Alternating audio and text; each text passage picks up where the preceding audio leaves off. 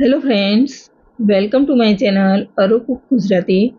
આજે બનાવીશું ખૂબ જ ટેસ્ટી અને એકદમ ચટપટું આલુનું જ્યુસ.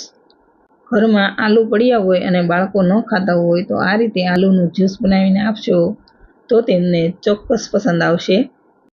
તો આલુનું જ્યુસ બનાવવા માટે મેં અહીં 300 ગ્રામ જેટલા આલુ લીધા છે. તેને બરાબર ધોઈ અને લૂછી લીધા છે. હવે તેમાંથી બીજનો ભાગ કાઢી લઈએ અને તેનો પલ્પ રેડી કરી લઈએ.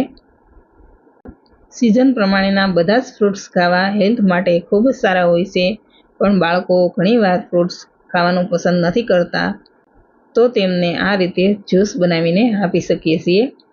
જો તમે ક્યારેય આલુનું જ્યુસ ન બનાવ્યું હોય તો એકદમ ચટપટો આ જ્યુસ તમે એકવાર જરૂર ટ્રાય કરજો. તો હવે બધા જ આલુના બીજ કાઢી લીધા છે અને તેનો પલ્પ રેડી છે.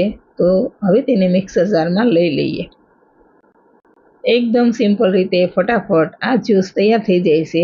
કોઈ વધારે સામગ્રીની પણ જરૂર પડતી નથી. હવે તેમાં 1/4 કપ કરતાં થોડી ઓછી ખાંડ નાખીશું.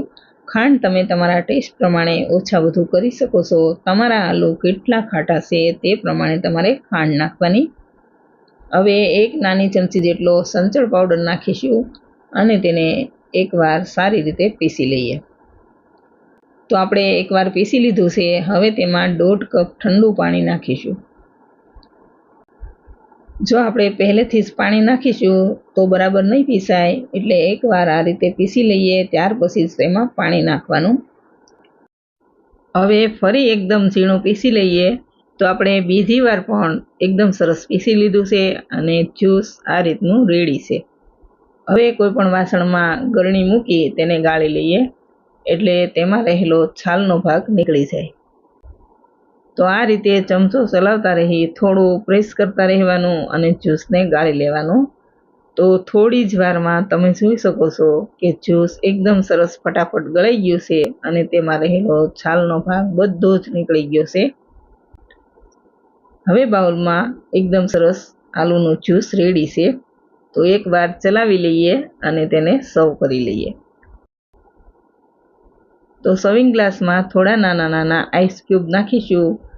અડધી ચમચી જેટલો ચાટ મસાલો નાખીશું. આ જ્યુસમાં ચાટ મસાલો ખૂબ જ સારો લાગે છે. એકદમ સરસ ચટપટો ટેસ્ટ આવે છે. તો ચાટ મસાલો જરૂર નાખવો. હવે તેમાં તૈયાર કરેલું આલુનું જ્યુસ નાખીશું. તો ફ્રેન્ડ્સ, રેડી છે ખૂબ જ ટેસ્ટી અને એકદમ ચટપટું આલુનું જ્યુસ. જો તમે ક્યારેય આ રીતે આલુનું જ્યુસ ન બનાવ્યું હોય તો એકવાર જરૂર ટ્રાય કરજો.